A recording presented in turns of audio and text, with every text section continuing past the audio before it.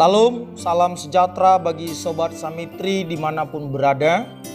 Doa saya, harapan saya kita semua sehat dalam anugerah Tuhan. Jikalaupun ada yang sedang sakit atau lemah hari-hari ini, kiranya segera dipulihkan Tuhan. Sebelum kita mendengarkan firman Tuhan dalam program audio ilahi pada kesempatan ini, mari kita berdoa sebelumnya. Bapa di sorga, kami bersyukur buat kebaikan-Mu. Engkau yang membuat kami kuat, Engkau yang membuat kami ada sampai pada hari ini, dan kami rindu keberadaan kami tetap mempermuliakan Tuhan dan menjadi berkat bagi sesama kami. Kami rindu mendengarkan, merenungkan firman-Mu yang adalah pelita, yang adalah terang bagi kehidupan kami. Tuhan lawat, Tuhan berkati kami semua, baik yang mendengar, baik yang menyampaikan. Dalam nama Yesus kami berdoa, haleluya, amin. Puji Tuhan, audio ilahi bagi kita kali ini masih dari nas yang sama, yakni 1 Tesalonika pasal yang kelima ayat 17 dengan topik tetaplah berdoa bagian yang kedua. Saudara yang dikasihi oleh Tuhan, dari narasi dalam 1 Tesalonika pasal 5 ini, setidaknya ada beberapa hal yang Paulus sampaikan kepada para pembaca perihal berdoa.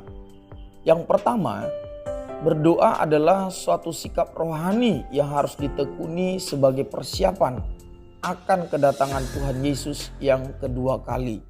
Kalau kita melihat ayat yang kedua dalam teks, dalam narasi yang disampaikan Paulus menyinggung perihal kedatangan Tuhan yang disampaikan di sana seperti pencuri pada waktu malam.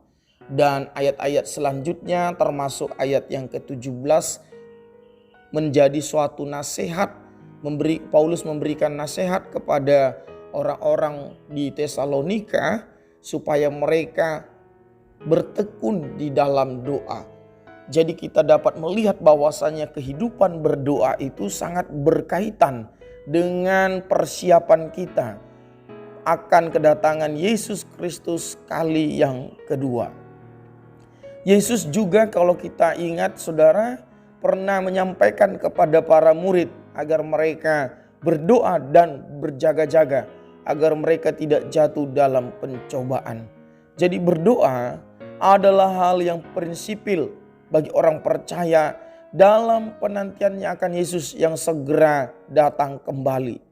Jadi saudara, kehidupan berdoa, praktek berdoa bukan sekedar praktek di mana seseorang meminta-minta kepada Allah, menyampaikan unek-uneknya kepada Tuhan. Tetapi hidup berdoa itu merupakan sikap berjaga-jaga, sikap di mana dia mempersiapkan diri akan suatu momen yang begitu mulia dan merupakan event yang sangat dirindukan oleh semua orang percaya di dunia, yakni Yesus datang kembali. Yang kedua, dalam narasi ini Paulus menyampaikan kepada para pembaca, kepada kita, hidup berdoa itu adalah salah satu ciri bahwasanya kita adalah anak-anak terang. Dalam ayat yang keempat sampai ayat yang keenam, Paulus berkata, tetapi kamu saudara-saudara, kamu tidak hidup di dalam kegelapan, sehingga hari itu tiba-tiba mendatangi kamu seperti pencuri. Karena kamu semua adalah anak-anak terang dan anak-anak siang. Kita bukanlah orang-orang malam atau orang-orang kegelapan. Sebab itu baiklah jangan kita tidur seperti orang-orang lain, tetapi berjaga-jaga dan sadar. Dan ayat-ayat selanjutnya termasuk ayat 17, lalu Paulus menyinggung soal berdoa. Artinya saudara, hidup berdoa itu sangat terkait dengan status seseorang. Sangat-sangat dipengaruhi oleh identitas seseorang di dalam Kristus. Jadi kalau dia anak Tuhan, dalam narasi ini dipakai istilah anak-anak terang, maka sebenarnya hidup berdoa itu menjadi sesuatu yang natur dari dalam dirinya. Jadi ternyata saudara, berdoa bukanlah sekedar seperti yang saya katakan tadi, praktek meminta-minta atau mengadu kepada Tuhan.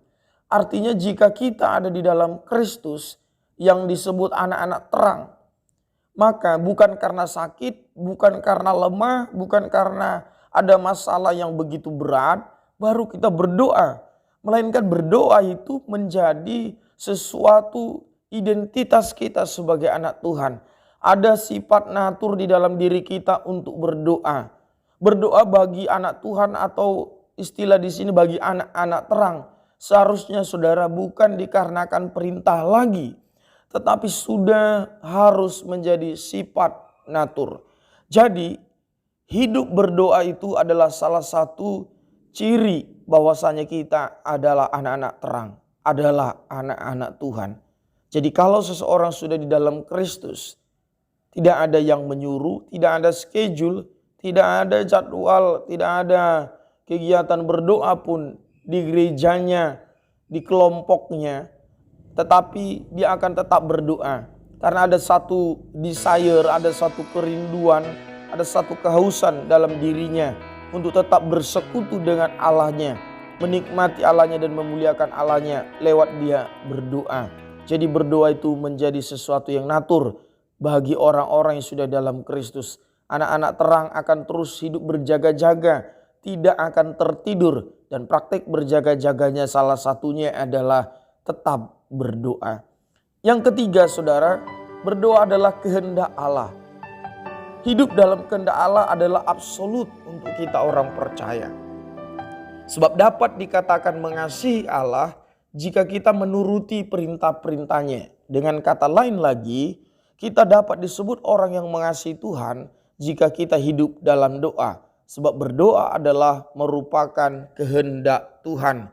Dikatakan dalam ayat yang ke-17 supaya kita tetap berdoa. Dan saudaraku yang dikasihi oleh Tuhan, dalam ayatnya yang ke-18 bahwasanya itulah yang dikehendaki oleh Allah, termasuk di dalamnya bersukacita, termasuk di dalamnya mengucap syukur, dan juga tentunya berdoa. Itu merupakan kehendak Allah. Jadi karena berdoa adalah kehendak Allah, maka jika kita hidup dalam doa, maka kita sedang melakukan kehendak Allah. Jika kita melakukan kehendak Allah, maka kita sedang melakukan apa yang menyenangkan hati Allah. Dan itu merupakan indikasi kalau kita mengasihi Tuhan. Sebab siapa yang mengasihi Tuhan, dia akan menuruti perintah-perintah Tuhan. Dan berdoa merupakan kehendak Tuhan, merupakan perintah Tuhan. Maka siapa yang tekun berdoa, tetap berdoa, dia sedang hidup dalam kehendak Allah. Dan tentulah orang yang hidup dalam kehendak Allah akan tetap mengalami penyertaan Tuhan, mengalami lawatan Tuhan, dan limpah kasih karunia. Saudaraku yang dikasihi oleh Tuhan, dari apa yang disampaikan Rasul Paulus pada narasi dalam 1 Tesalonika pasal yang ke-5 ini, maka saudara dapat kita lihat bahwa berdoa bukanlah sekadar praktik meminta-minta, melainkan lebih daripada itu, hidup dalam doa adalah merupakan bagian persiapan kita akan kedatangan Tuhan Yesus yang kedua kali. Agar kita kuat, agar kita teguh dalam iman, dalam penantian kita akan kedatangan Tuhan Yesus yang kedua. Berdoa adalah merupakan sifat natur orang percaya, merupakan cerminan, merupakan saudaraku yang dikasihi oleh Tuhan, ciri daripada orang-orang yang di dalam Tuhan, memperlihatkan identitas kita, orang yang di dalam Kristus. Jadi berdoa adalah merupakan sifat natur orang yang di dalam Kristus, bukan dikarenakan ada kegiatan doa, bukan karena ada kebutuhan baru berdoa, melainkan doa sudah menjadi habitnya, menjadi suatu kehausan, menjadi suatu kenikmatan di dalam kehidupannya. Ketiga, hidup di dalam doa adalah tanda bukti kita mengasihi Tuhan. Sebab siapa yang mengasihi Tuhan, ia akan menuruti perintah Tuhan dalam hidupnya. Dan berdoa adalah salah satu kehendak Tuhan bagi kita. Dengan kekuatan Roh Kudus, marilah kita saudaraku senantiasa hidup dalam doa, bertekun dalam doa. Dan kita tahu bahwa doa orang benar sangat besar kuasanya. Salam sejahtera bagi kita semua. Tuhan Yesus memberkati. Mari kita berdoa. Terima kasih Bapa di sorga untuk firman-Mu yang dapat kami dengar, yang dapat kami renungkan. Tuhan lawat kami, Tuhan berkati kami sehingga kami mengerti apa yang Tuhan sampaikan dan mampukan kami untuk hidup di dalam perintah-Mu, di dalam firman-Mu. Terima kasih Bapa, diberkati kehidupan kami senantiasa. Dalam nama Yesus kami berdoa, mengucap syukur, haleluya, amin.